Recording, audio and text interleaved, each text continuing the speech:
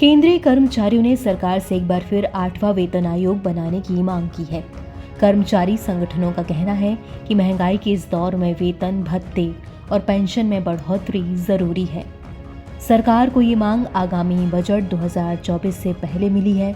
भारत का 2024 से 25 का बजट 23 जुलाई को लोकसभा में वित्त मंत्री निर्मला सीतारमण पेश करेंगी। ये मोदी सरकार के तीसरे कार्यकाल का पहला पूर्ण बजट होगा। केंद्रीय कर्मचारियों और पेंशनरों के हित की रक्षा करने वाले कई संगठनों ने सरकार से मांग की है कि वो जल्द से जल्द 8वां वेतन आयोग गठित करे। इस आयोग का नाम केंद्रीय कर्मचारियों और पेंशनरों के भत्ते, वेतन और दूसरे लाभों में संशोधन की सिफारिश करना होगा। हाल ही में confederation of central government employees and workers के महासचिव SB यादव ने कैबिनेट सचिव को पत्र लिखकर 8वें वेतन आयोग के गठन की मांग की है।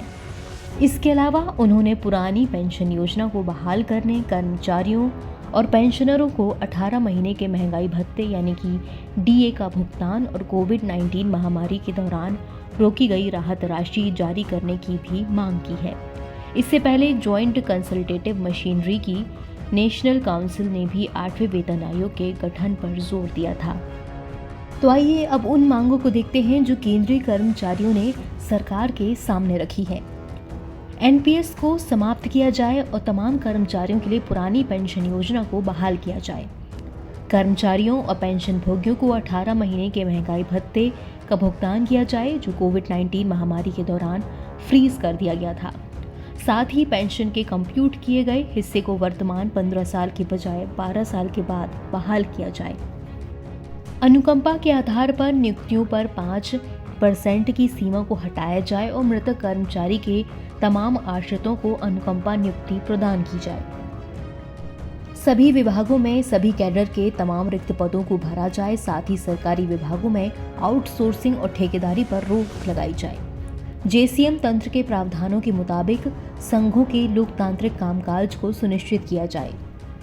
कैजुअल, संविदाकार मजदूरों और JDS कर्मचारियों को नियमित किया जाए। स्वायत्त निकायों के कर्मचारियों को केंद्रीय कर्मचारियों के समान दर्जा दिया जाए।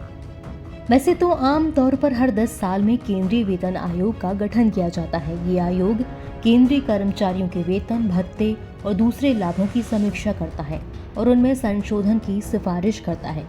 ये सिफारिशें महंगाई और दूसरी बाहरी फैक्टर्स को ध्यान में रखते हुए की जाती हैं। 7वें वेतन आयोग का गठन 28 फरवरी 2014 को तत्कालीन प्रधानमंत्री मनमोहन सिंह ने किया था। इसने 19 नवंबर 2015 को अपनी रिपोर्ट सौंपी थी। 7वें केंद्रीय वेतन आयोग की सिफारिशें 1 जनवरी 2016 से लागू हुई थीं। इस पैटर्न को देखते हुए अगले यानी कि 8वें केंद्रीय वेतन आयोग को 1 जनवरी 2026 से लागू किया जाना चाहिए। हालांकि केंद्र सरकार ने अभी तक इस मोर्चे पर कोई आधिकारिक घोषणा नहीं की है। NBT online report.